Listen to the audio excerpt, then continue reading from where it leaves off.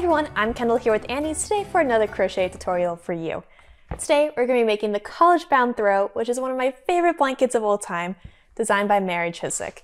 It's a great pattern that you're going to learn tons of stitches already with the easy ones that you already know, like basic double crochets, but we're going to do something really cool with it. Go ahead and grab your supplies and let's get making.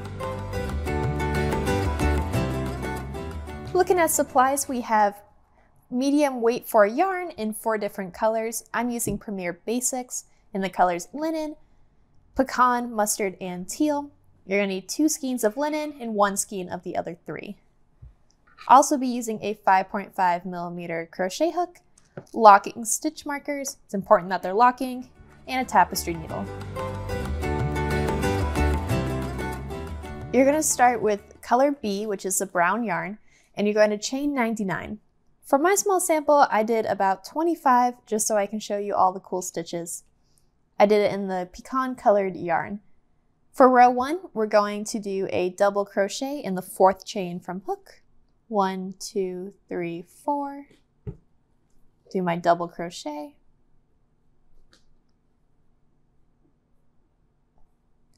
And then we're going to put a double crochet in every stitch all the way down. So at the end, you will have 96 double crochets. Before we chain 3 and turn, we're going to take a moment, use one of our locking stitch markers, and we're going to mark the front. I like to go through the actual stitches, so that way further down the blanket we know which way is the front and which way is the back. Now we're going to chain 3 and turn. Row 2, we're going to put 2 double crochets in the next double crochet. But first, let's check our notes. So our notes say that chain 3 or chain 4 at the end of the row counts as the first double crochet for the next row unless otherwise stated. So basically this counts as our first double crochet. Easy peasy. So now we're going to do 2 double crochets into the next double crochet. So not this one because we already have our chains in it, into the next one. And we'll put our 2 double crochets. 1, 2. All the way down the line, we're going to skip 1 stitch and then put 2 double crochets into the next stitch. We're going to repeat that all the way across to the last 2 double crochets. We will skip 1 and then put 1 double crochet into the last stitch. Chain 3 and then turn. Here I am at my last 2 double crochets. I'm skipping this one, putting 1 double crochet here.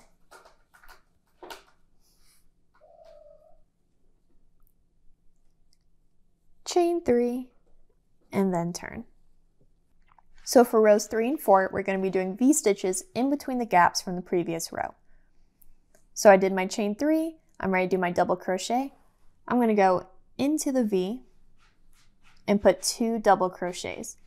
A V-stitch is just 2 double crochets. And then I'm going to do that again into the next V. And you're going to repeat this for row 3 and 4. At the end of each row, chain 3 and turn. We're repeating this V-stitch up until we have 2 stitches remaining. We're going to skip 1 double crochet and then do 1 double crochet in the last stitch. Then you'll do your chain 3 and turn. You'll be doing this for rows 3, 4, and 5, but at the end of row 5, you're not going to chain 3. You'll just fasten off. I'm making a small sample so I don't have all the rows, but right now we're on row 6. We should have the wrong side facing us. And we're going to join our new color, color A, which for me is linen. To do this join, we're going to make a slip knot on our yarn, insert our hook now, and tighten it, just like you would to start any crochet piece. Or go over here, insert your hook into the first stitch, and slip stitch on. And now we've added our new color. For row 6, we're going to chain 3 and double crochet in every stitch down the row. At the end, we'll chain 3 and turn. For row 7, we're going to do a double crochet in each of the next 2 double crochets. So 1, 2, then we're going to do our puff stitch, which is our special stitch. You're going to yarn over, insert into the next stitch, yarn over, pull up a loop, and we're going to do that 3 times. So that was 1, 2, 3. You should have 7 loops on your hook. Yarn over, pull through all 7. Continuing on with row 7, you're going to double crochet in the next 3. 1, 2, 3. Chain 1, skip a stitch, so I'm skipping this one, double crochet in each of the next 3, and then you'll repeat that sequence all the way down your row. Mine's going to look funky because I'm doing such a small sample, but we're actually going to create diamonds with our chain spaces, almost like filet crochet, but not technically filet, but it kind of has the gaps that form shapes, which reminds me of it. So I want to finish this row. We're going to do a brief overview, but because you have the skills of this first row, you'll be a-okay doing the rest of the diamond. So looking at the pattern, we just finished our V-stitches in this brown, and then this is what I'm talking about. It's almost like filet. You're going to have chain, spaces, and a lot of double crochets to create those diamonds. I highly recommend just following the pattern step by step. I highlighted mine when I made the bigger blanket, as well as possibly using stitch markers to make sure you're in the middle of the diamonds. I also highly recommend doing a stitch count at the end of every single row. Unless you've done a lot of this technique before, it can be a little tricky just keeping counts, but as long as you go slow, you know how to do a chain, you know how to do the puff stitch, and you know how to do the double crochets. You just have to put them all together. Each row has a count. For example, the one we just did has 73 double crochets, 12 puff stitches, and 11 chain 1 spaces. So it's super easy to count and stay on top of it. I'm going to jump up to this yellow and brown right here to show you the next technique. I'm jumping to row 17. I'm going to join color C, which is my mustard. I'm going to join it just like we did before into our first stitch. So I have my slip stitch on my hook, putting this through the first stitch, and then making a slip stitch. Easy peasy. Then we're going to chain 3, 2, 3, double crochet into the first stitch. We're going to skip 2, and then we're going to do a lopsided shell. Let me pull up my pattern notes. Lopsided shell, or an L shell, you're going to do 3 double crochets. So 1, this is all in the same stitch, 2, 3, chain 1, and then double crochet into the same stitch. These are going to be our little lopsided shells. You're then going to skip 3, 1, 2, 3, do another L shell, and you're going to repeat that all the way down. Skipping 3, do a lopsided shell, and then skipping 3 until you get to the last 3 double crochets. For the last 3, you'll skip 2 and then put 2 double crochets into the very last one. So I'm going to go ahead and finish the row, and then we'll hop back for row 18. We're basically going to do the same thing, but with a different color, but the way they stack, it looks super cool.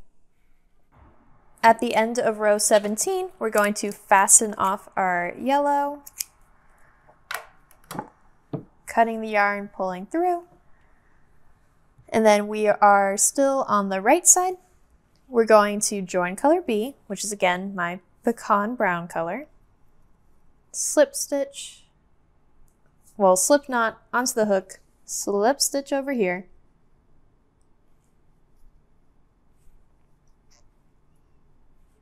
and then we're going to chain 3, and we're going to double crochet in the space between the first 2 double crochets, which is right here. 1, ooh, just 1. You did your chain 3, double crochet in the space between the first, and then we're going to do a lopsided shell in the chain 1 space over here. So like I said, we're just basically putting these L shells into one another, and the way they're lopsided, when you do 2 of them, 2 rows, they kind of balance out and stack on top of each other nicely. So you're going to repeat just doing the lopsided shells inside the chain gaps all the way down the row until 2 double crochets remain. You will put 2 double crochets in the space between those 2 double crochets. Turn and then fasten off. You're going to repeat this for rows 19 through 22. My sample's starting to look super wonky because my counts are all off because I'm jumping around rows, but I'm hoping your edges are nice and clean. But at the end, we are going to do a border around the whole piece, so if it's a little wonky, that's okay. That border tends to even things out. I'm actually jumping to row 28. The ones in between are V-stitches, just like we did in the beginning, so I know you already know how to do them. Easy peasy. For row 28, you would have joined with color A, which for me is linen, and then we're going to chain 3. 1, 2, 3. We're going to skip 2 double crochets, 1, 2, and then we're going to do a shell stitch, which let me pull up on my special stitches.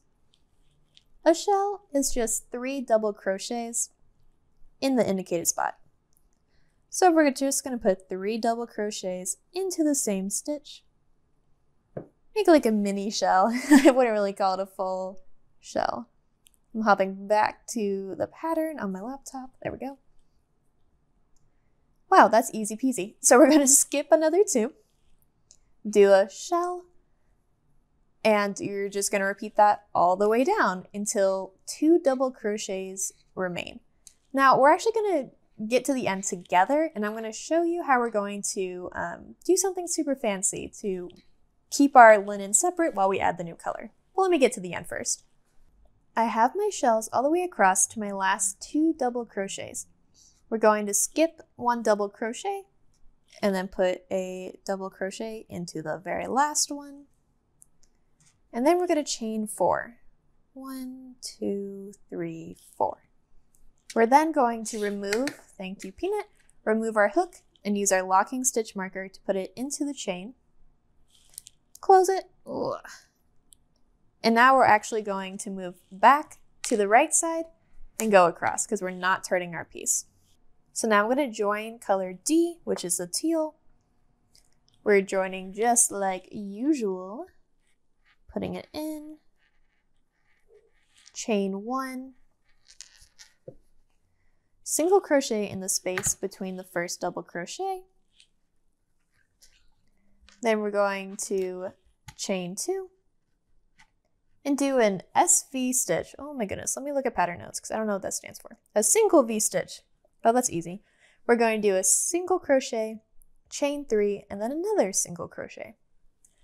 And we are going to do that in the space between the next 2 shells. Okay, so we're going to do a single crochet,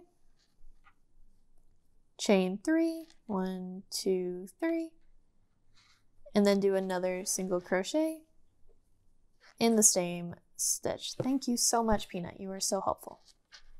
And you're making like little clusters. You go up with the chains and then down. And if my cat could get off my laptop, we're going to do that, which is our single V stitch. And yep, that's all you have to do all the way across in these little gaps. Single crochet, chain 3, and then a single crochet. Let's do it all the way to the end, and then we'll show how we're fastening off and combining that other stitch marker that you're probably wondering about. I'm all the way to the end. I'm going to do a single crochet in the space between the last shell and the double crochet. Oh, if I can get it. Okay. We're going to turn and then fasten that off. Feels weird, right? Feels illegal to have that other yarn still attached. So I'm fastening that off. And then get ready for it. Row 30, we are picking this back up. That's so cool. I think it's probably one of the coolest techniques ever. Okay. Then you're going to do a shell in the next chain 2 space. So right here, we're going to put 3 double crochets as our shell. 1,